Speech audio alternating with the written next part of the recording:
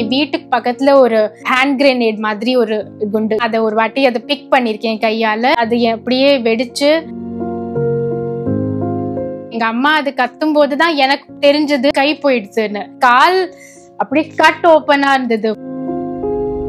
Every 10 days ஒரு surgery நடக்கும். Almost ஒரு 10-13 சர்ஜரி நடந்திருக்கும். ஃபர்ஸ்ட் வாட்டி நான் அழுதது இனிமே அவ அம்மா அப்பாக்கு எவ்வளவு கஷ்டம் பாரு, யாரு அதை கல்யாணம் பண்ணிப்பா, அதெல்லாம் நான் அந்த 13 வயசுல காதுல கேட்டு நான் இன்னைக்கு ரொம்ப அழுதேன். ஆர்டிபிஷியல் கை போட்டுண்டு ஃபுல் ஸ்லீவ்ஸா கை போட்டுண்டு கையை பின்னாடி வச்சுப்பேன். யாராவது ஷேக் ஹேண்ட்ஸ் பண்ண வந்தா ஷேக் ஹேண்ட்ஸ் பண்ண மாட்டேன். அந்த ஐயோ பாவம் வேர்ட் நான் ஒரு 1000 வாட்டி கேட்டிருப்பேன்.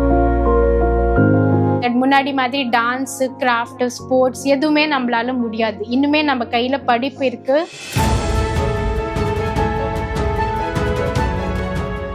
$483 out of 500, 97%. நான் என் ஹோல் லைஃப்ல கை இருந்தும் வாங்காத மார்க்.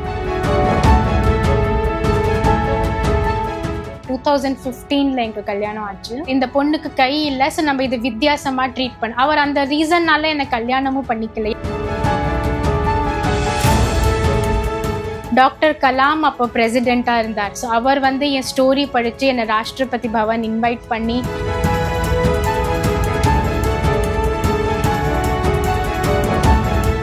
இன்னைக்கு நம்ம பேசக்கூடிய நபரை பத்தி சொல்றதுக்கு முன்னாடி, if you feel lost இல்ல ஹோப்லெஸ்னஸ் உடைய உச்சகட்டத்துல இருக்கீங்க அப்படின்னா then this video is definitely for you. ஏன்னா இன்னைக்கு நம்ம மீட் பண்ணக்கூடிய ஒரு person she is a woman of hope, resilience, inspiration அப்படின்னு வார்த்தைகளால சொல்லிக்கிட்டே போலாம். அவங்க disability rights advocate and also a motivational speaker who we have amidst us, Dr. Malavika Iyer. வணக்கம். Thank you so much. ரொம்ப நாளுக்கு அப்புறம் இந்தியாவுக்கு வந்திருக்கேன். அண்ட் சென்னையில் என்னோட ஃபேவரட் சிட்டி இன் இந்தியாவில் இந்த விகடனுக்கு இன்டர்வியூ கொடுக்கறதுக்கு ரொம்ப ஹாப்பியாக இருக்கு உங்க கூட பேச. ஸோ உங்களுடைய ஜேர்னி பற்றி கண்டிப்பாக தெரிஞ்சுக்கணும்னு ஆசைப்படுறேன். டெஃபினெட்லி. கும்பகோணம் தான் என்னோட பிளேஸ் ஆஃப் பர்த். எங்கள் வீட்டில் எல்லாருமே பார்ன் இன் கும்பகோணம். ஆனால் எங்கள் அப்பாவுக்கு ராஜஸ்தான் ஸ்டேட் கவர்மெண்ட்ல வேலை இருந்தது. ஸோ அதனால as soon as I was born நாங்கள் ராஜஸ்தானில் தான் பிறந்து வளர்ந்துருக்கோம். ஸ்கூல் எல்லாமே எனக்கு ஒரு அக்கா இருக்காங்க. ஷீ இஸ் 2.5 years என்னை விட வயசு கூட. ஸோ அம்மா, அப்பா, நான், எங்கள் அக்கா, நாங்கள் 4 பேரும் ராஜஸ்தானில் பிகானேர்னு ஒரு சிட்டியில தான் நாங்கள் we spent the childhood. அங்கே தான் ஸ்கூல் படித்தோம். அண்ட் ரொம்ப ஹாப்பி மெமரிஸ் தான் சொல்லணும். ஏன்னா one fine day எங்கள் 2002ல திஸ் வாஸ் ஜான்வரியில், அப்போ அங்கே ஒரு அம்யூனிஷன் டிப்போ, நாங்கள் ரொம்ப மிலிட்ரி ஏரியாவுக்கு பக்கத்தில் இருப்போம். அங்கே ஒரு அம்யூனிஷன் டிப்போ காட் ஃபயர். அப்போ ரொம்ப எனக்கு டீட்டெயில்ஸ் தெரியாது, பட் எங்களுக்கு தெரியும். ஏன்னா எங்க சிட்டில நடந்தது. நிறைய அந்த மாதிரி ஆர்மி பீப்புள்லாம் அதை கிளியர்லாம் பண்ணிட்டு போனாங்க. இதெல்லாம் ஜான்ல நடந்ததுன்னு நினைக்கிறேன். 6 months லேட்டர் மே மாசம்ல தான் எனக்கு ஆக்சிடென்ட் ஆச்சு. அப்போ ஐ கேம் இன் கான்டாக்ட். என் வீட்டுக்கு பக்கத்துல ஒரு ஆல்ரெடியே வெடிச்ச ஒரு ஹேண்ட் கிரேனேட் மாதிரி ஒரு குண்டு. எனக்கு அவ்வளோ நான் அப்போ 13 வயசு எனக்கு. ஸோ அப்படியே ஒரு பீஸ் என் வீட்டுக்கு பக்கத்துல வந்திருக்கு அந்த 6 months முன்னாடி நடந்த ஃபயர் எக்ஸ்ப்ளோஷன்னால. அப்போ அது நான் என் கை முன்னாடி நான் அதை ஒரு வாட்டி அதை பிக் பண்ணிருக்கேன் கையால. அது as soon as I picked it, அது அப்படியே வெடிச்சு நான் இந்த மாதிரி ஒரு பொசிஷன்ல உட்காந்துட்டு இருந்தேன். அப்போ என்ன ஆயிருக்கு, கை ரெண்டும் அந்த இன்ஸ்டன்டே போயிருக்கு. ஆனா சிவியரிட்டி, அந்த இன்ஜுரி மேக்சிமம் எங்கன்னா 2 கால்ல. அந்த கால் அப்படியே கட் ஓப்பனா இருந்தது. ஆக்சிடென்ட் நடக்கும்போது நாங்க வீட்டுல தான் இருந்தோம். எல்லாரும் அப்பா, அம்மா, அக்கா எல்லாரும் வீட்டுல தான் இருந்தாங்க. அப்பாவுக்கு ஃப்ரெண்ட்ஸ் வந்திருந்தாங்க மீட் பண்ண. நக்கிலி எல்லாரும் இருந்தாங்க. ஸோ அவ ஏதோ எக்ஸ்ப்ளோஷன் கேட்டிருக்கா. எல்லாரும் நினைச்சிருக்கா ஏதோ டிவி வெடிச்சிருக்கும், என்னன்னு யாருக்கும் புரியல. அப்புறம் என் ரூம்குள்ள வந்துதான் பார்த்திருக்காங்க. நான் அன்கான்சியஸா இல்லை, எனக்கு எல்லாம் தெரிஞ்சிருக்கு. ஏன்னா அந்த ஒரு 1 moment தான் பிளாக் அவுட் ஆனேன். பட் சர்ப்ரைசிங்லி அந்த கான்சியஸ்னஸ் போகவே இல்லை எனக்கு ரொம்ப நன்னா தெரியும். அப்பாவோட ஃப்ரெண்ட்ஸும் அப்பாவும் சேர்த்து என்னை தூக்கிண்டு ரூம்ல இருந்து வெளியில எடுத்துன்னு அப்புறம் எங்க அம்மா கத்தினாங்க. அதுதான் எனக்கு ஃபர்ஸ்ட் அப்பதான் தெரிஞ்சது. அம்மா சொன்னாங்க என் பொண்ணுக்கு கை போயிடுச்சுன்னு.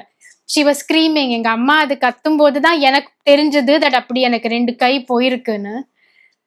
அப்புறம் இப்படி லக்கிலி ஹாஸ்பிட்டல், கவர்மெண்ட் ஹாஸ்பிட்டல் ஒரு 5 to 7 minutes டிரைவ். ஸோ அப்படியே ஜீப் இருந்தது வாசல். அப்பா ஃப்ரெண்ட்ஸ் வந்திருந்தாங்க. ஸோ அந்த ஜீப்ல என்னை கூட்டின்னு போயிருக்காங்க. லைக் ஐ செட் ஃபுல்லா எனக்கு நினைவு இருந்திருக்கிறதுனால என் கால் லெஃப்ட் கால் வந்து இப்படி அப்சைட் டவுனா இருந்தது. அது நான் தான் அந்த அங்கிள் ஹூ வாஸ் ஹோல்டிங் என்னை பிடிச்சிக்கிற அந்த அங்கிள் கிட்ட நான் சொன்னேன், அங்கிள் பாருங்க என் கால் இப்படி அப்சைட் டவுனா இருக்கு, அதை ப்ளீஸ் புடிங்க அப்படின்னு. அப்புறம் ஃபுல்லா ஹாஸ்பிட்டல் போய் டாக்டர்ஸ்லாம் ஃபர்ஸ்ட் யாரும் எங்க அம்மா அப்பாவும் கேட்டிருக்காங்க என்ன ஆச்சு என்ன பண்ண முடியும்னு. ஏன்னா மெயினா நம்மளுக்கு 4 நர்வ், கை 2 கால் 2மே கட் ஆயிருக்கு. ஸோ நிறைய பிளட் லாஸ். தே சைட் 80% பிளட் லாஸ் ஆயிருக்கு, பிபியே இல்லை. ஃபர்ஸ்ட் ஹோப் ரொம்ப கொடுக்கல. இது டாக்டர்ஸ் யாருமே சொல்லல தட் இவளுக்கு உயிரோட இருக்க முடியுமா இனிமேன்னு ஒரு அதுவே கொடுக்கல யாருமே. பார்க்கலான்னு அப்படியே நான் இருந்தேன். தேவர் கிவிங் பிளட், வெயிட் பண்ணிட்டு இருந்தாங்க எப்படி ஏதாவது கோமால போயிடுமா அந்த மாதிரிலாம் ரொம்ப நேரம் வெயிட் பண்ணி ராத்திரி வரைக்கும் ஒன்றும் சர்ஜரிலாம் நடக்கல, ஜஸ்ட் பிளட் ஏற்றிட்டு இருந்தாங்க. 3 to 4 days எனக்கு ஃபீலே ஆகல, பெயின் எதுவுமே எனக்கு அப்படின்னு பாடியே இல்லாத, ஐ வாஸ் ஃப்ளோட் பண்ற மாதிரி இருந்தது, ஒண்ணுமே தெரியல. அப்புறம் அடுத்த நாள் டாக்டர்ஸ் வந்து அந்த லெஃப்ட் லெக் ஆம்பினா கூட சொன்னேன்ல இப்படி திரும்பி இருந்ததுன்னு, அதை மேபி ஆம்பியூட்டேட் பண்ண போறான்னு சொன்னாங்க. அப்பதான் அம்மா அப்பாவுக்கு கொஞ்சம் இருந்தது தட் கையும் போய் ஒரு காலும் போச்சுன்னா அப்ப எப்படி இவ்வளோ பண்ண முடியும்னு உடனே என்ன ஆம்புலன்ஸ்ல கூட்டின்னு போயிருக்கா ஜெய்ப்பூர். அவளோட ரிஸ்க்ல தான், பிகாஸ் டாக்டர் சொல்லிட்டாங்க இது ரொம்ப ரிஸ்கி இப்படிலாம் கூட்டின்னு போறதுன்னு. அங்க போய் உடனே கால் மேல தே ஸ்டார்டட் ஒர்க்கிங் டாக்டர்ஸ்லாம். அது டெய்லி, ஏன்னா ஒரு கிரெனேட் வெடிக்கும்னா அதோட கொஞ்சம் குட்டி குட்டியா அந்த ஸ்பிளிண்டர்ஸ் இருக்கும்ல, அது ஒரு thousands of பீசஸ்ல வெடிக்கும். ஸோ அது ஃபுல்லா கால் ஃபுல்லா அது டீப்பா போயிருந்தது. ஸோ அதனால உடனே இன்னும் சர்ஜரிலாம் பண்ண முடியாது. அதை கிளீன் பண்ணினாங்க ஒரு 2 months. டாக்டர்ஸ் வந்து டெய்லி ட்ரெஸ்ஸிங் நடக்கும், ஆனா நோ இன்ஜெக்ஷன் எதுவும்லாம் கிடையாது. அப்பதான் அந்த ஃபர்ஸ்ட் வாட்டி எனக்கு அந்த பெயின் ஃபர்ஸ்ட் ஃபீல் ஆச்சு 3 daysக்கு அப்புறம் ஜெய்ப்பூர்ல. அது ஐ விஷ் யாருமே அந்த பெயின் ஃபீல் பண்ணக்கூடாது. எனக்கு இன்னும் ஞாபகம் இருக்கு. அப்போ ஒரு வாட்டி நான் கூட சொன்னேன் கத்தின்டே, எனக்கு இருக்க வேண்டாம், ஐ காண்ட், என்னால முடியாது, இது என்னால தாங்கிக்க முடியல இந்த பெயின். அதுக்கப்புறம் அவ்வளோதான், ஒரு டார்க் பீரியட் ஆரம்பிச்சது. ஏன்னா அப்பா ஹேட் டு அந்த திருப்பியும் அங்கேயே பிகானேர்லயே ஒர்க் பண்ணணும். எங்க அக்கா 10th முடிச்சிருந்தாங்க. சின்ஸ் அம்மாவும் நானும் ஹாஸ்பிட்டல்ல, அவ்வளோதான் நெக்ஸ்ட் 3-6 months வரைக்கும் நாங்க ஹாஸ்பிட்டல்லையே தான் இருந்தோம். ஸோ அக்காவை அம்மா சென்னைக்கு அனுப்பியிருந்தாங்க பெரியம்மா வீட்டுக்கு படிக்கிறதுக்கு 11th and 12th. நானும் அம்மாவும் டெய்லி அவ்வளோதான் சேம் டே டாக்டர்ஸ் வருவாங்க, ட்ரெஸ்ஸிங் பண்ணுவாங்க. every 10 days ஒரு சர்ஜரி நடக்கும். ஆல்மோஸ்ட் ஒரு 10-13 சர்ஜரி நடந்திருக்கும். ஃபர்ஸ்ட் வாட்டி நான் அழுதது வந்து என் கை போயிடுத்துன்னு கேட்டது அதனால இல்லை, எனக்கு இன்னும் ஞாபகம் இருக்கு. நான் ஹாஸ்பிட்டல்ல இருக்கும்போது நிறைய பேர் சொன்னாங்க அந்த பொண்ணை பாரு, அதுக்கு கையே இல்லை, அது இனிமே ஒரு ஃபேமிலிக்கு ஒரு லயபிலிட்டி, ஒரு பேர்டனா போயிடுது அப்படின்னு. இனிமே அவ அம்மா அப்பாவுக்கு எவ்வளோ கஷ்டம் பாரு, அதுக்கு யாரு அதை கல்யாணம் பண்ணிப்பா, இனிமே எங்க ஸ்கூல் போறது. அதெல்லாம் நான் அந்த 13 வயசுல ஆல்ரெடி இவ்வளோ நடந்திருக்கு. அப்ப காதுல கேட்டு நான் இன்னைக்கு ரொம்ப அழுதேன். நான் அம்மா கிட்ட கேட்டேன், அம்மா நிஜமாவா இப்படி ஆயிடுதா, நான் உங்களுக்கு இப்போ ஒரு பெரிய பேர்டனா போயிட்டேன்னா, உங்களுக்கு இப்போ ஒரு பெரிய என்னால உங்களுக்கு லைஃப் கஷ்டமா போயிட்டேன். ஏன்னா அப்படிதான் எல்லாரும் சொன்னாங்க. ஆனா அந்த மாதிரி என்னை ஃபீலே பண்ண வைக்கல. அம்மா, அக்கா, அப்பா, அவ வந்து தே ஜஸ்ட் அம்மா எனக்கு இன்னும் ஞாபகம் இருக்கு. நீ உயிரோட, டாக்டர்ஸ் கிட்ட சொன்னாங்க தட் நீ உயிரோட இருந்தா போறோம், இவளுக்கு என்ன ஆனாலும் பரவாயில்ல, கை போனா பரவாயில்ல, எனக்கு ஒன்றும் ப்ராப்ளம் இல்லை, இவ மட்டும் எனக்கு உயிரோட வாபஸ் வேணும் அப்படின்னு அம்மா டாக்டர்ஸ்ட சொல்லியிருந்தாங்க. லக்கிலி நான் சர்வைவ் பண்ணிட்டேன். என்னோட தாத்தா பாட்டி பெரியம்மா எல்லாரும் சென்னையில இருந்தாங்க. ஸோ அம்மா கால் பண்ணி கேட்டாங்க, இது இன்னும் நடக்கவே ஆரம்பிக்கல, சரியாவே வரல, என்ன பண்றது, நாங்க கூட்டின்னு வரதா. ஏன்னா சென்னை நம்மளுக்கு தெரியும்ல, ஹப் ஆஃப் மெடிக்கல் இன்னோவேஷன், எவ்வளோ மெடிக்கல் ஃபெசிலிட்டிஸ். ஸோ எங்க தாத்தா பாட்டி சொல்லியிருக்காங்க உடனே கூட்டின்னு வா நம்ம பார்த்துக்கலாம். லிட்ரலி என்னை தூக்கின்னு தான் வந்தேன், ஏன்னா நான் நடக்கலாம் முடியாதுல்ல. So she literally carried me.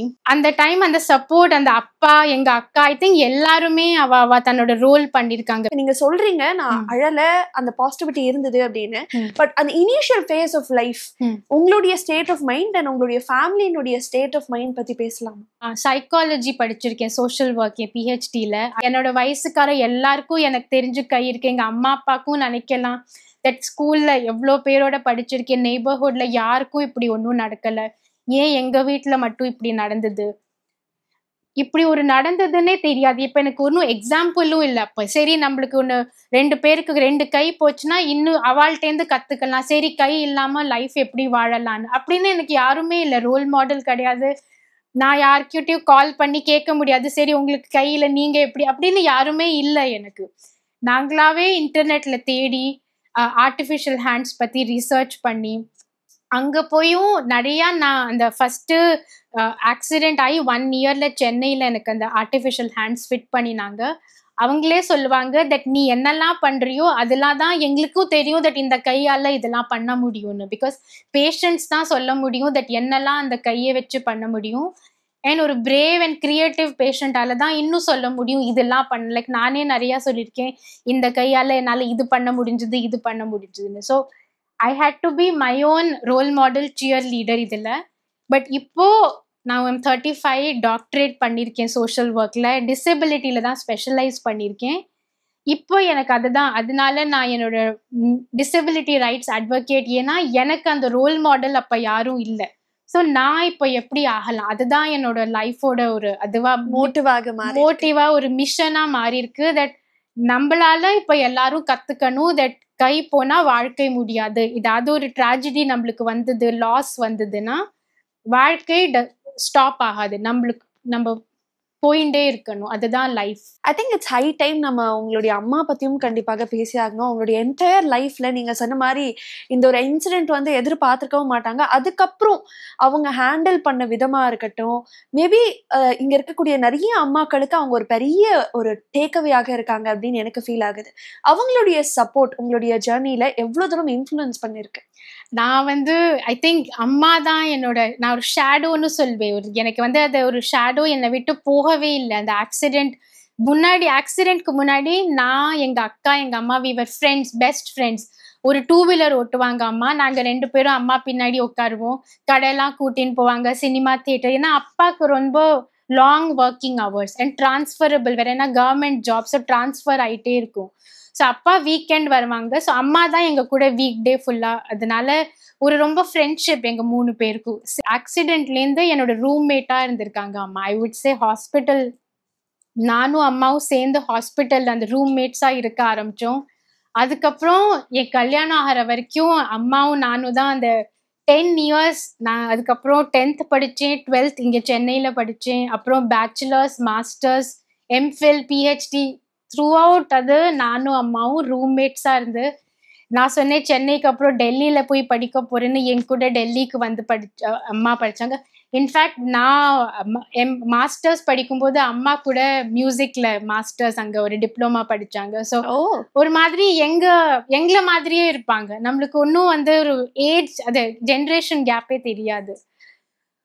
அது தவிர ஐ திங்க் அந்த பாசிட்டிவ் ஆட்டிடியூட் நான் பர்சனலி ஆக்சுவலி பார்த்ததே இல்லை. எங்க அம்மா வந்து உட்காந்து என் பொண்ணுக்கு கை போயிடுத்துன்னு அழுது இந்த 22 இயர்ஸ்ல நான் பார்த்ததே இல்லை. எனக்கு அந்த அப்படின்னு ஒரு மெமரியே இல்லை. தட் எங்க அம்மா வந்து இப்ப நான் என்ன பண்ணுவேன், என் பொண்ணை யாரு கல்யாணம் பண்ணி, ஏன்னா நிறைய பேர் சொல்லியிருக்காங்க இது எப்படி ஸ்கூல் போகும், இது எங்க படிக்க போறது, அண்ட் இதை யாரு கல்யாணம் பண்ணி, அந்த மாதிரிலாம் சொல்லியிருக்காங்க. பட் எங்க அம்மா அப்படிலாம் யோசிச்சதே இல்லை. ஸோ எங்களுக்கும் அந்த தாட் வந்ததே இல்லை. ஸோ உங்களுடைய ஆக்சிடென்ட் நடந்த நாள்ல இருந்து இப்போ வரைக்கும் யூ சேஞ்ச் தி கேம். அது முன்னாடி வரைக்கும் ஒரு ஆவரேஜ் ஸ்டூடெண்டா இருந்த நீங்க இப்போ வந்து இந்த டாக்குமெண்ட் ஃபுல்லாமே you have a lot of certificates, appreciation and awards. So எங்க டிசைட் பண்ணீங்க okay we are not giving up, கண்டிப்பாக வி ஆர் கிவிங் அ புஷ்ங்கிறது எங்கிருந்து வந்தது? அதுல இருந்து how did you decide to take another path? So இது வந்து ஃபர்ஸ்ட் இதுக்கு கிரெடிட் சென்னை சிட்டி தான். ஐ திங்க் எஜுகேஷன்னா இந்த சிட்டி ரியலி ரொம்ப இம்பார்ட்டன்ஸ் கொடுக்கும். நான் வந்து சென்னை பிகானேர்லேருந்து சென்னை ட்ரீட்மெண்ட்காக வந்தேன் 2003ல.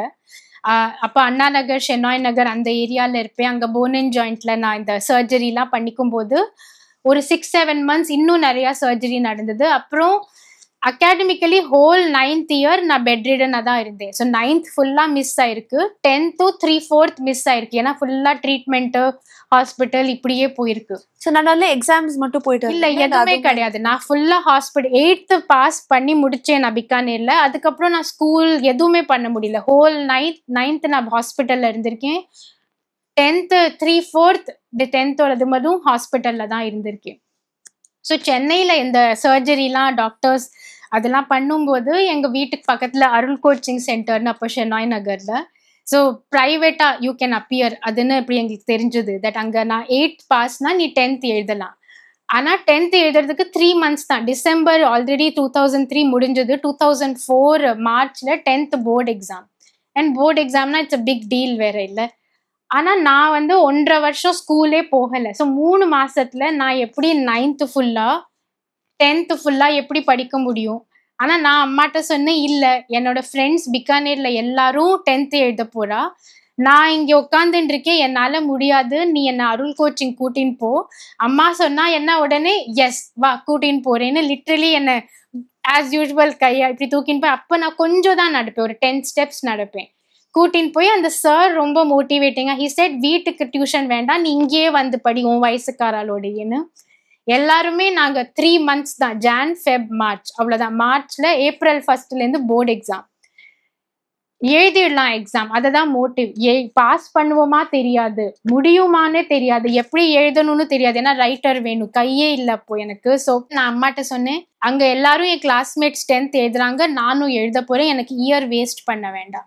சரின்னா அந்த 3 months ஃபுல் ப்ராக்டிஸ். 10th எப்படி முடியுமோ, எனக்கு ஒரு ரைட்டர் இருப்பாங்க, நான் டிக்டேட் பண்ணுவேன், டயக்ராம் டிக்டேட் பண்ணுவேன், கால்குலேஷன் டிக்டேட் பண்ணுவேன். 3 months நான் படிச்சேன். ரிசல்ட் வந்து மேத்ஸ்ல 100 out of 100, சயின்ஸ்ல 100 out of 100, ஹிந்தில ஸ்டேட் ஃபர்ஸ்ட் 97 out of 100. அந்த மாதிரி லைக் டோட்டல் வந்து 483 out of 500, 97%. நான் என் ஹோல் லைஃப்ல கை இருந்தும் வாங்காத மார்க். 3 monthsல கை இல்லாம ஒரு புது ஊர்ல டிக்டேட் பண்ணி ஐ காட் இட். இன்னைக்கு நான் டிசைட் பண்ணினேன் தட் என் கூட இன்னி வரைக்கும் என்ன நடந்திருக்கோ அது வந்து இட் இஸ் பிஹைண்ட் மீ, அது என் பாஸ்ட், இதுதான் என் மார்க், இதுதான் என் ப்ரெசென்ட், என்னால இது முடியும்னா எல்லாம் முடியும். I think that was the day, N 10th result அன்னைக்கு. இப்போ பொதுவாக ஒரு நார்மல் கிட்டுக்கான ஸ்கூல் லைஃபோ காலேஜ் லைஃபோ எப்படி இருக்கும் அப்படிங்கிறது எல்லாருக்குமே ஒரு புரிதல் இருக்கு, because we've all been through. But for a differently able, differently challenged person இருக்கக்கூடிய சேலஞ்சஸ் எப்படி இருக்கும் அப்படிங்கிறது கண்டிப்பாக நான் உங்கள்கிட்ட கேட்டு தெரிஞ்சுக்கணும்னு நினைக்கிறேன். How did you complete? உங்களுக்கு எந்த மாதிரி சேலஞ்சஸ்லாம் இருந்தது? ஐ வுட் சே ரொம்ப சேலஞ்சிங்கா இருந்தது. அந்த ஆக்சிடென்ட் ஆகி 10th முடிச்சு அதுக்கப்புறம் ஃபர்ஸ்ட் வந்து டிசிஷன் என்னன்னா, இனிமே ஸ்கூல் ஜாயின் பண்ணிக்கலாம், ஏன்னா 10th ரிசல்ட் வந்திருக்கு. அதுவும் அந்த 10th ரிசல்ட் வந்து I was one of the state toppers. So இங்கே மீடியா எல்லா மீடியாலையும் என்னோட பேர் பார்த்து சென்னை நியூஸ் பேப்பர்ஸ்லாம் டாக்டர் கலாம் அப்போ பிரசிடெண்ட்டாக இருந்தார். ஸோ அவர் வந்து என் ஸ்டோரி படித்து என்னை ராஷ்டிரபதி பவன் இன்வைட் பண்ணி என்னையும் எங்கள் அம்மா அப்பாவையும் எங்களை காங்க்ராச்சுலேட் பண்ணியிருக்காங்க பிரசிடென்ட். ஸோ இது எல்லாம் பார்த்து நாங்கள் நினச்சோம் தட் இனிமேல் நம்ம அடுத்த ஸ்டெப் கண்டிப்பாக போய் தான் ஆகணும், அதுக்கு என்ன ஸ்கூல் ஜாயின் பண்ணணும். But it's not easy. அப்போ நான் ஆர்டிஃபிஷியல் கை போட்டுட்டு இருந்தேன், கால் ரொம்பலாம் நடக்க முடியாது, ஒரு 5-10 ஸ்டெப்ஸ் தான் நடக்க முடியும். அதுவே ஒரு சேலஞ்ச். ஸோ வீட்டுக்கு பக்கத்தில் அண்ணா அதர்ஷ் ஜாயின் பண்ணி, அதுவும் வந்து கொஞ்சம் வித்தியாசமாக இருக்குது. ஃபர்ஸ்ட் ஆஃப் ஆல் நான் குட்டி ஸ்லீவ்ஸ் ட்ரெஸ் போட்டுப்பேன், ஸோ கை இங்கேருந்து ஆரம்பிக்கும், ஏன்னா யூனிஃபார்ம் குர்த்தா வந்து இவ்வளோ இருக்கும். ஸோ அது எல்லாருக்கும் ஃபர்ஸ்ட் தெரியும் வித்தியாசமாக இருக்குது கைன்னு, ஸோ எல்லாரும் பார்ப்பாங்க. அது வந்து ஐம் டீனேஜாக நான் க்ரோ ஆகிட்டு இருக்கேன் இப்போ 15 years 16 years.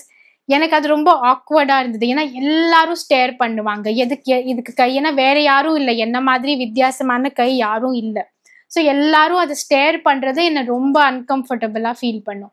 சில பேர் அந்த ஸ்டேர் பண்ணி என்னை பாயிண்ட் பண்ணி இது பாரு அந்த பொண்ணுக்கு கை இல்லைன்னு சொல்றதும் எனக்கு, நான் அது கேட்பேன், ஏன் உனக்கு இப்படி ஆச்சு, இல்லட்டா அந்த ஐயோ பாவம் வேர்ட் நான் ஒரு 1000 வாட்டி கேட்டிருப்பேன். நான் நினைக்கல நான் ஐயோ பாவம்னு, பட் அதை நான் ரொம்ப கேட்டிருக்கேன். அது என்னை ரொம்ப ஹர்ட் பண்ணியிருக்கு அந்த வேர்ட். அதுக்கப்புறம் நம்ம நோட்ஸ் எழுத முடியாது தானாவே கையால், யாராவது நம்மளுக்கு நோட்ஸ் எழுதணும், நம்மளாவே எக்ஸாமும் எழுத முடியாது, ஏன்னா எல்லாமே ரைட்டர் மூலமாக தான் எழுதணும். ஸோ அதுவே ரொம்ப சேலஞ்சிங்காக இருந்தது. ஆனால் அட் த சேம் டைம் இதோட ஆப்ஷன் என்னன்னா, வேற ஒன்றும் ஆப்ஷன் கிடையாது, கிவ் அப் பண்ணணும், வீட்லேயே உட்காந்துக்கணும், வெளியிலேயே வரக்கூடாது. அது எனக்கு தெரியல, அந்த மாதிரி ஒரு லைஃப் எனக்கு வேண்டான்னு இருந்தது. ஸோ நம்ம இதெல்லாம் ஃபேஸ் பண்ணி தான் ஆகணும்னு நான் ஸ்கூல் ஜாயின் பண்ணி என் வயசுக்கார எல்லாரோடையும் படிச்சு. பட் ரொம்ப சேலஞ்சிங், ஆனால் கால் ரொம்ப வலிக்கும் எனக்கு. அந்த கொஞ்சம் ஒரு 5-10 ஸ்டெப்ஸே நடந்து ஸ்கூல் போயிட்டு வந்தாலே எனக்கு ஒரு ஹோல் டே கால் வலிக்கும். அண்ட் எனக்கும் தெரியும் அந்த முன்னாடி மாதிரி டான்ஸ், கிராஃப்ட், ஸ்போர்ட்ஸ் எதுவுமே நம்மளால முடியாது. இன்னுமே நம்ம கையில படிப்பு இருக்கு, வேற எதுவுமே இல்லை. நம்மளோட பெஸ்ட் ஃப்ரெண்ட், நம்ம ஃபியூச்சர் எல்லாமே இனிமே படிப்பு தான். ஸோ அதெல்லாம் ஃபேஸ் கொஞ்சம் அது வந்து ஐ திங்க் ரொம்ப லைஃப் டைமோட அது ஹர்ட். அது என்னால் அதுக்கு ஒரு சொல்யூஷனும் இல்லை, அந்த லெக் பெயினும் ஒன்றும் சால்வ் பண்ணுறதுக்கு ஒன்றும் மெடிக்கேஷனும் இல்லை. அது அப்படியே தான் போச்சு. 12th போச்சு.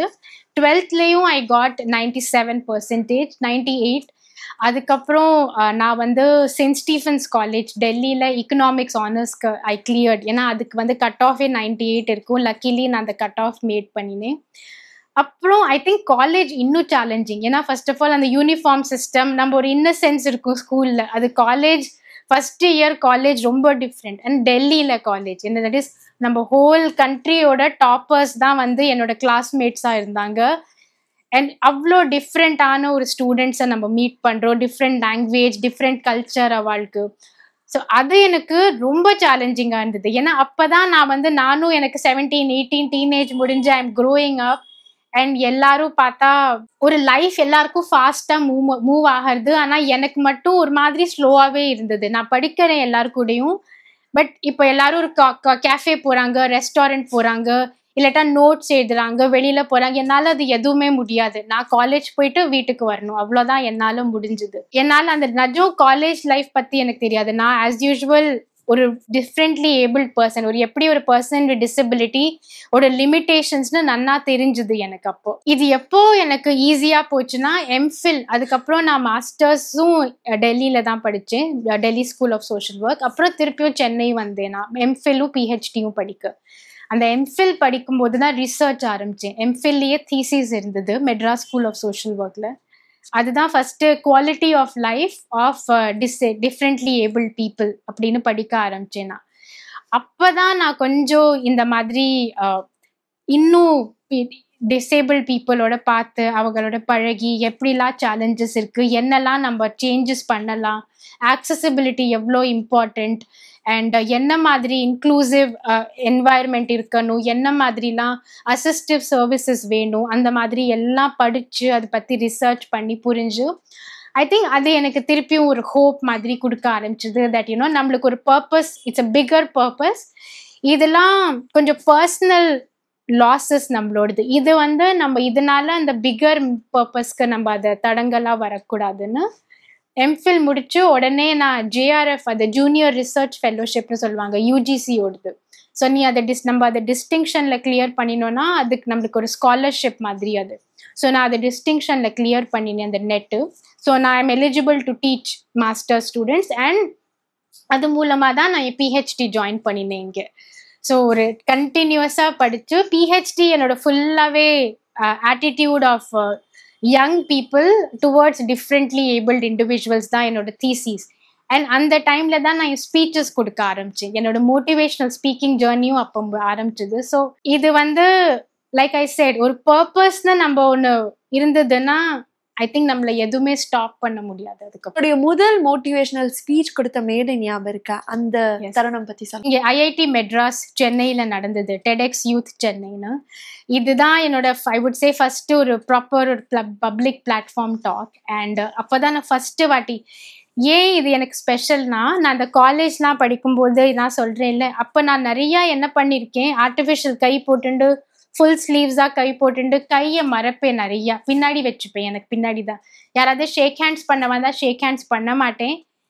ஏன்னா ஐ மீன் 18 இயர்ஸ் எனக்கு வயசு. யாராவது கேட்பா அப்போ என்ன ஆச்சு கைக்கு, ஏதாவது சொல்லுவாங்க, அது எனக்கு ஹர்ட் ஆகும்.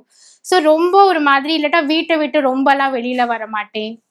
ஒரு மாதிரி நான் எம்பாரஸ்டாக இருந்தேன். எனக்கு ஒரு டிசேபிலிட்டி இருக்குன்னு நம்ம தான் ஏதோ தப்பு பண்ணியிருக்கிற மாதிரி ஒரு லைஃப் நிறையா வருஷம் நான் லீட் பண்ணினேன் காலேஜ் போது. நம்மளால தான் இது நடந்திருக்கு, இல்லை வி ஆர் அட் ஃபால்ட், நான் ஏதோ ஒரு தப்பு பண்ணியிருக்கேன், அதுதான் என்னோட டிசபிலிட்டின்னு ஒரு மாதிரி ஒரு நெகட்டிவாக ஒரு வியூ பண்ணினேன் டிசபிலிட்டியை.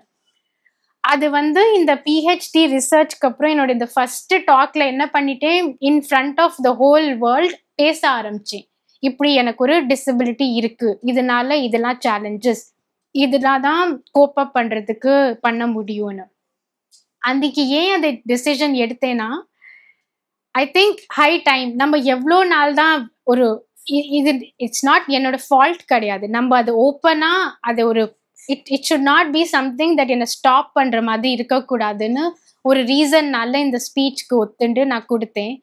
அண்ட் அன்னைக்கு வர ரெஸ்பான்ஸ், ஒரு ஸ்டாண்டிங் ஒவேஷன் கிடைச்ச ரெஸ்பான்ஸ் எனக்கு. அண்ட் அன்னிலேருந்து எவ்வளவோ schools, hundreds of schools, colleges, அப்புறம் அதுக்கப்புறம் உடனேயே எனக்கு இந்தோனேஷியா, சிங்கப்பூர், அப்புறம் South Africa, Norway, and of course United Nations, யூஎஸ்ஏல யுனைடெட் நேஷன்ஸ் ஹெட் குவார்ட்டர்ஸ்லேயே ஒரு ஸ்டாண்டிங் ஒவேஷன்.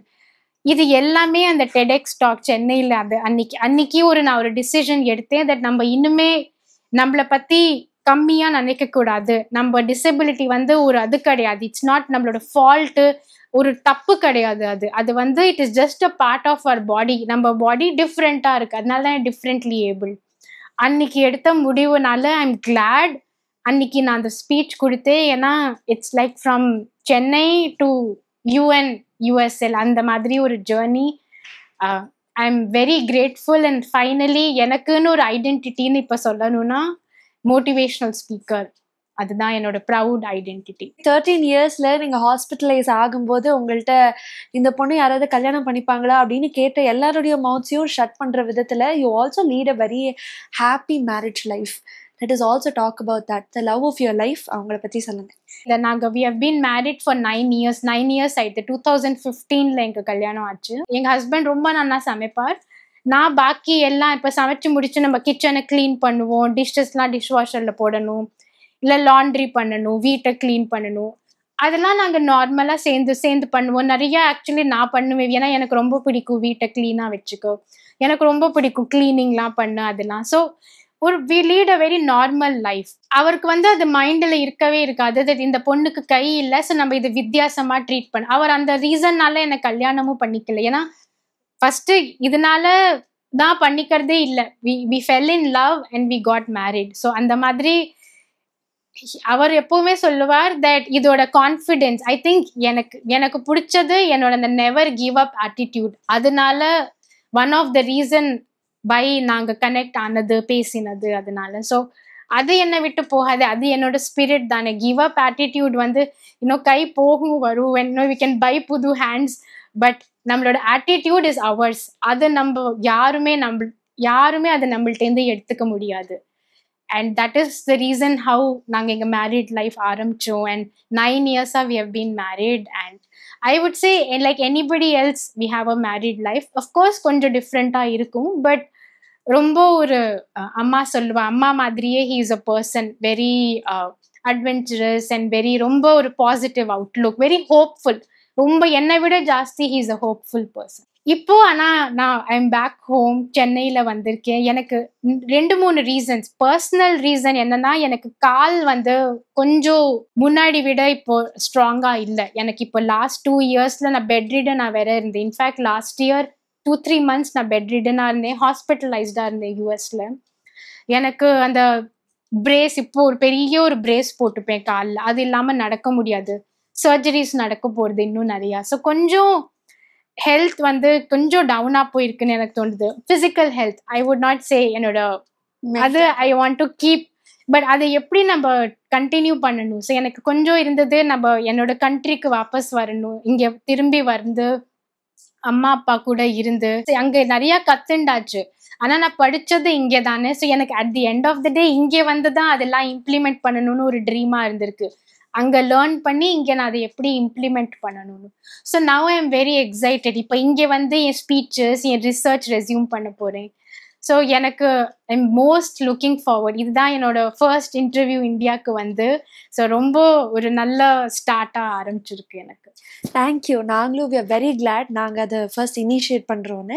ஸோ இப்போ நீங்கள் ஃபேமிலியாகவே யூஎஸ்லேருந்து இந்தியா மூவ் பண்ணிட்டீங்களா, இல்லை உங்களுடைய ஹஸ்பண்ட் இன்னும் யூஎஸ்ல இருக்கார்? என் ஹஸ்பண்ட் இன்னும் யூஎஸ்ல தான் இருக்கார். இப்போதைக்கு இன்னும் கொஞ்சம் வருஷம் அவர் அவுட் சைட் இந்தியா தான் வேலை பார்ப்பார். பட் மீன்வைல் என்னோட இந்த சர்ஜரிஸ், என்னோட ஒர்க் இன்னும் கொஞ்சம், நான் என்னோட லேர்னிங்ஸ் நான் சொல்லியிருக்கேன், இன்னும் எனக்கு கொஞ்சம் ப்ராஜெக்ட்ஸ்லாம் இருக்குது மைண்டில். ஆக்சசிபிள் இந்தியா நிறைய நம்மளோட கேம்பெயின்ஸ்லாம் இருக்குது, டிசபிலிட்டி செக்ஷன், அது கவர்மெண்ட் அந்த டிபார்ட்மெண்ட்டில்.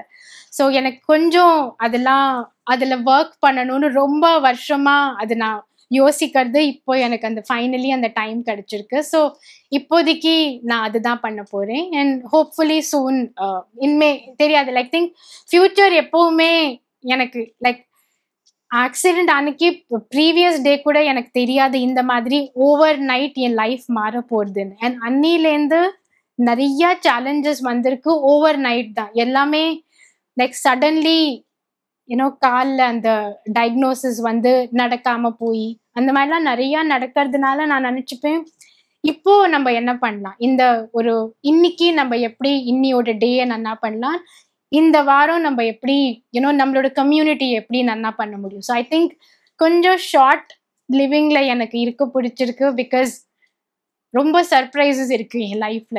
ஸோ ரொம்ப ஃபியூச்சர் பத்தி நான் யோசிக்க மாட்டேன். இப்போ உங்களுடைய இன்சிடென்ட் கூட எடுத்துக்கிட்டா கூட அப்போ இருக்கிற அந்த பெயின் வந்து பிசிக்கல் பெயினாக இருக்கட்டும், மென்டல் பெயினாக இருக்கட்டும், அது is different. But go through பண்ணி டுவர்ட்ஸ் அ ஜேர்னி நம்ம வந்து you have to grow through it. இல்லை ஸோ இப்போ வரைக்கும் உங்களுக்கு என்ன மாதிரி இன்செக்யூரிட்டிஸோ இல்லை பெயினோ இருக்கும்? அஃப்கோர்ஸ் உங்களுக்கு மென்டல் ஸ்ட்ரென்த் இருக்கு, பட் இருந்தாலும் I'm still going through out of this accident அப்படின்னு நீங்க சொல்லக்கூடியது. நான் என்ன நினைச்சேன், நம்மளுக்கு கை போயிடுத்து, அப்புறம் அது வூண்டெல்லாம் காயெல்லாம் ஆறி இருக்கு, சரி நம்ம படிச்சு முடிச்சிட்டோம், அவ்வளவுதான், நம்ம சேலஞ்சஸ் முடிஞ்சது, இனிமே நம்ம சாதாரணமா ஒரு வாழ்க்கை வாழலான்னு ஒரு தாட்ல இருந்தேன். எனக்கு சின்ன சின்னதா நிறைய இஷ்யூஸ் இருக்கு ஆக்சிடென்ட்னால. அண்ட் இப்போ disability is progressing. So something I never thought நான் அப்படி சொல்லுவேன். ஏன்னா டிசபிலிட்டி ப்ராக்ரெஸ் ஆகும்னு நான் நினச்சிக்கல. ஏன்னா நான் ஒரு ஆக்சிடென்ட் விக்டிம். பட் ஆக்சிடென்ட்னால எனக்கு டிசபிலிட்டி இப்படி மேல மேல போகிறது, இதெல்லாம் கொஞ்சம் இட் டேக்ஸ் டைம். பட் என் அம்மா கிட்ட ஒரு அது இருக்கு, யூ ஷுட் ஆல்வேஸ் நம்ம நினச்சிக்கணும் how far we have come. எப்போவுமே அதை மைண்ட்ல வச்சுக்கணும். நம்ம எவ்வளோ தூரம் வந்திருக்கோம் லைஃப்ல. அப்புறம் அங்கேருந்து பின்னாடியிலேருந்து பார்த்தா நம்மளுக்கு தெரியும் தட் நம்ம இவ்வளோ தடங்கள் கிராஸ் பண்ணி வந்திருக்கோம்னா தட் மீன்ஸ் நம்மளுக்கு அது we need to keep, I think human அதனாலே இதுதான் தட் இது சேலஞ்சஸ் ஃபேஸ் பண்ணி நம்ம ரெசிலியண்டா அதை எப்படி நம்ம ஃபேஸ் பண்றோம். ஓகே, அவ்வளோ. இன்னைக்கும் உங்களுக்கு வந்து ஏதாவது ஒரு எக்ஸ்ப்ளோஷனோ இல்லை ஜென்ரலா அந்த பட்டாசு சவுண்டு கேட்கும் போது ஒரு பயம் வருமா? சவுண்டு வரும் காதில், அந்த கீன்னு ஒரு சவுண்ட், அது கண்டிப்பா வரும். பட் நான் நினைச்சேன் எனக்கு அந்த பிடிஎஸ்டி நான் ரொம்ப வருஷமா நினைச்சுட்டு இருந்தேன். எனக்கு ஏன்னா நிறைய பார்த்துருக்கேன், இது வெடிச்சா பயம்லாம் இருந்தது இல்லை. ஆனா இந்த லாஸ்ட் 2-3 years எங்க ஹஸ்பண்ட் கிட்ட எங்க அம்மா கிட்ட லைக் வீட்டிலலாம் இருக்கும்போது நான் சம்டைம்ஸ் கேட்பேன், ஏதாவது ஒரு ஆப்ஜெக்ட் ரொம்ப சூடா இருக்கு, லைக் இப்போ ஃபோன் சூடாகிறது, இல்லை நம்ம டிவி ரொம்ப ரொம்ப நேரம் ஆனா இருந்தா சூடாகிறதுன்னா நான் ஒரு வாட்டி கேட்டிருக்கேன் எல்லாட்டையும், இது என்ன இப்போ வெடிக்க போறதான்னு. ஐ திங்க் ஒரு கேஷுவலா ஏதாவது ஒரு எலக்ட்ரானிக் டிவைஸ் வந்து ரொம்ப ப்ரெஷர் இருக்கு, இது நான் நிறைய வாட்டி இது நான் பார்த்துருக்கேன். இப்போ நான் நோட்டீஸ் பண்ணியிருக்கேன் தட் இந்த 5 yearsல ஒரு வாட்டி கேட்டுருவேன், இது வெடிக்க போறதா, இல்லை குக்கர் வெடிக்க போறதா, இது வெடிக்க போறதான்னு. எனக்கு தெரியாது, நான் பயந்து அறியாம ஒரு பயம் உள்ள இருந்துகிட்டே இருக்கு. ஆனா அது ஒரு தாட்ல இருக்கு தட் திங்ஸ் வெடிக்கலாம் அப்படின்னு ஒரு மைண்ட்ல அது போகல. ஆனா அந்த தாட் இருக்கு. இப்போ கூட ரீசெண்டா ஃபோன் சார்ஜர்ல ஹாட்டா இருந்தது, நான் அம்மாக்கு கிட்டே இது இப்போ வெடிக்க போறதான்னு. ஸோ ஐ திங்க் அந்த போகல அந்த தாட். ஸோ நான் வந்து ஸ்ட்ராங்கா ஒரு விஷயத்தை பிலீவ் பண்ணுவேன், தேர் இஸ் நெவர் ஒரு scene it all face in life. நம்ம எவ்வளோ தூரம் கடந்து போனாலும் இன்னும் நிறைய விஷயங்கள் இருக்கு பார்க்கறதுக்கு அப்படின்னு நான் எப்பயுமே எனக்கு சொல்லிப்பேன். அந்த மாதிரி மாளவிகா ஐயர் அவர்களுக்கு இவ்வளோ படிச்சிருக்கீங்க, நிறைய பேருக்கு வந்து ஒரு அட்வொகேட்டாக இருக்கீங்க, ஒரு எஜுகேட்டராக இருக்கீங்க, ரிசர்ச்சராக இருக்கீங்க, வெவ்வேறு பரிமாணங்கள் இருக்கு. பட் இருந்தாலும் அடுத்த கட்ட நோக்கமாக அடுத்து எனக்கு இது ஒரு பெரிய ட்ரீமாக இருக்கு அப்படின்னு மாளவிகா ஐயர் அவர்கள் சொல்லக்கூடியது. படிப்பு முடிச்சதுக்கு அப்புறம் தான் I started my married life. So எனக்கு அப்போ one of my biggest dream என்ன இருந்ததுன்னா, தானாவே சமைக்க கத்துக்கணும் இந்த கையால, அண்ட் வீட்டை ஆர்கனைஸ் ஹோம் மேனேஜ்மெண்ட் நன்னா பண்ணணும், ஏன்னா எனக்கு ரொம்ப பிடிக்கும். அண்ட் லாஸ்ட் 9 years நான் அது பண்ணி ஐ வுட் சே சக்சீட் பண்ணிட்டேன். நிறையா என்னை அது பண்ற மாதிரி வீடியோஸும் எடுத்தேன், எல்லா வேலையும் செய்யற மாதிரி, என் ஹஸ்பண்ட்க்கு காஃபி பண்ணி கொடுக்கறது, அது மாதிரி லிட்டில் திங்ஸ்லேருந்து பெரிய பெரிய சாமான்லாம் பண்ணியிருக்கேன். இப்போ படிப்பு முடிச்சாச்சு. ஐ திங்க் இப்போ நான் ஒரு நெக்ஸ்ட் ஸ்டேஜ்ல இருக்கேன். இப்போ எனக்கு வந்து ஃபர்ஸ்ட் திங் வந்து என்னோட ஹெல்த்தை கொஞ்சம் பார்த்துக்கணும். ஏன்னா நான் என்ன பண்ணியிருக்கேன், ரொம்ப ஒரு ஜோஷ்ல ஃபாஸ்டா போயிட்டே இருந்துட்டேன், படிக்க முடிக்கணும், இது பண்ணணும்னு. பட் கொஞ்சம் நான் என்ன ரொம்ப கவனிக்கல என்னோட கை, என்னோட ஹெல்த் ஆஃப் மை. ஏன்னா ஐ திங்க் என் மைண்ட் ரொம்ப ஃபாஸ்டா போகும், என் பிசிக்கல் பாடி வந்து ரொம்ப பின்னாடி இருக்கு, அது மேட்ச் இல்லவே இல்லை, அது ரொம்ப பின்னாடி இருக்கு. அது நான் இப்போ கொஞ்சம் as I'm 35 இப்போ, ஸோ கொஞ்சம் அந்த தட் மைண்ட்ஃபுல்னஸ் சொல்லுவாங்க, அதெல்லாம் இப்போ கொஞ்சம் ப்ராக்டிஸ் பண்ணலான்னு இருக்கேன். That my mind and my body should be in the same place. அதில் இருந்தால் தான் என்னால இப்போ இன்னும் எஃபெக்டிவா கான்ட்ரிபியூட் பண்ண முடியும். ஏன்னா ஒன்னும் ரெண்டும் இல்லைன்னா என்னால முடியாது. மை நெக்ஸ்ட் ஃபியூ ப்ராஜெக்ட்ஸ் இப்போதைக்கு எனக்கு நான் in India I'm a fashion model சொல்லலாம். இதெல்லாம் நிறையா நான் ரேம்ப் வாக் பண்ணியிருக்கேன். இந்தியாவில் 2 வாட்டி, யூஎஸ்லேயும் ஒரு வாட்டி நான் ஷோ ஸ்டாப்பராக ரேம்ப் வாக் பண்ணியிருக்கேன்.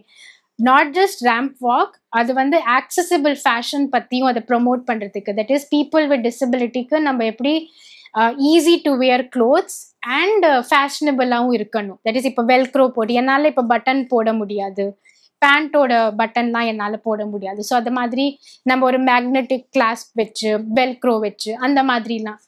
ஸோ இந்த மாதிரி அவேர்னஸ்லாம் லைக் ஒரு எப்படிலாம் நம்மளால ஸ்ப்ரெட் பண்ண முடியும். ஐ திங்க் இந்த ஸ்டேஜ் வந்து டு ப்ராக்டிஸ் மைண்ட்ஃபுல்னஸ் அண்ட் நம்ம இன்னும் எப்படி பெட்டரா நம்மளோட கம்யூனிட்டியை இன்க்ளூசிவ் இந்தியாவா பண்ண முடியும் தான் என்னோட நெக்ஸ்ட் கோல். 26th May 2002 உங்களுடைய ஆக்சிடென்ட் நடக்குது.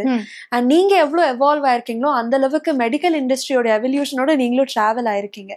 ஸோ இப்போ டிஃப்ரெண்ட்லி ஏபிள்டு கிட்ஸுக்கு இல்லை டிஃப்ரெண்ட்லி ஏபிள்டு விமன் ஓ மென் எனிபடி அவங்களுக்கு இப்போ எந்த அளவுக்கு மெடிக்கல் சப்போர்ட் இருக்குன்னு நினைக்கிறீங்க அண்ட் இன்னும் என்னெல்லாம் என்ஹான்ஸ் பண்ணணும்னு நினைக்கிறீங்க?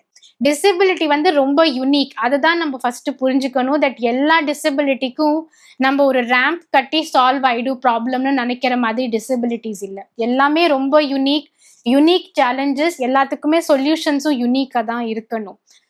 எனக்கே இப்போ நான் இந்த லாஸ்ட் 3 இயர்ஸ்ல லைக் என்னோட கை ரொம்ப வித்தியாசமான ஒரு ஆம்புடேஷன், லாங்காகவும் இருக்கு, ஆனால் இங்கே ஒரு போன் ப்ரொட்ரூடடாக இருக்கு. So sometimes artificial hands help பண்ணும், சம்டைம்ஸ் அசிஸ்டிவ் டிவைசஸ் ஹெல்ப் பண்ணும். இப்போ நான் ஒரு யூஸ் பண்ணுறேன் ஒரு கேஜெட் மாதிரி, அது இங்கே ஒரு ஸ்ட்ராப் போட்டுக்கலாம், இப்படி ஒரு ஸ்டிக் மாதிரி வெளியில் வரும், அதால் என்னால் டைப் பண்ண முடியும். அது ஒரு டிஃப்ரெண்ட்டான அசிஸ்டிவ் டிவைஸ். இப்போ என் காலுக்கு வச்சுக்கோங்க, எனக்கு வந்து ஒரு காலில் ஃபுட் ட்ராப் இருக்கு, ஆனால் எல்லா ஃபுட் ட்ராப்பும் எனக்கு சரி வராது, ஏன்னா எனக்கு ஆர்த்ரைட்டிஸும் இருக்கு. ஸோ இப்போ நான் என்ன பார்க்குறேன்னா where are options and especially India, Chennai, I think எல்லாமே ரொம்ப அமேசிங்காக அவைலபிளாக இருக்கு.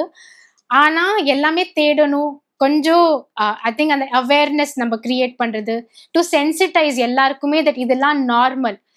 இன்னுமே டிசபிலிட்டி அது ஒரு அப்நார்மல்னு ஒரு வேர்டே கிடையாது, எல்லாருக்குமே வருது தான். எல்லாரும் ஏஜ் ஆவாங்க, ageing is also a matter of disability தான். நிறைய பேருக்கு ஏஜ் ஆனால் அந்த மெமரி லாஸ் ஆகிறது, நடக்க முடியாது, நிறைய டிசபிலிட்டிஸ் எல்லாருக்கும் லைஃப்ல வரதான் போகிறது ஆஸ் யூ ஏஜ். நான் ரொம்ப in touch with all the projects இந்த கவர்மெண்ட் ஆல்ரெடி நம்மளுக்கு பண்ணுறது அண்ட் அமேசிங்காக இருக்குது. இப்போ இந்தியாவில் எவ்வளோ டிசேபிள் ஃப்ரெண்ட்லியாக ஸ்கீம்ஸ் இருக்குது. அண்ட் ஆனால் ஆல்வேஸ் ஸ்கோப் ஃபார் மோர், நம்ம இன்னும் போய் பண்ணிகிட்டே தான் இருக்கணும். And I think something that நான் இப்போ ஒர்க் பண்ண போகிறேன், தட் இன்னும் நம்ம என்ன பண்ணலாம் அண்ட் என்ன மாதிரி இந்த மோட்டிவேஷனல் டாக் நான் கொடுக்குறேன், நிறைய நான் கார்பரேட்ஸில் தான் கொடுக்குறேன். ஏன்னா வி நீட் அந்த கைண்ட் ஆஃப் சென்சிட்டைஸ் இன்க்ளூஷன். ஏன்னா பீப்புள் வித் டிசபிலிட்டிக்கு அந்த ஆப்பர்ச்சுனிட்டிஸ் வேணும், they need to come out, representation வேணும்.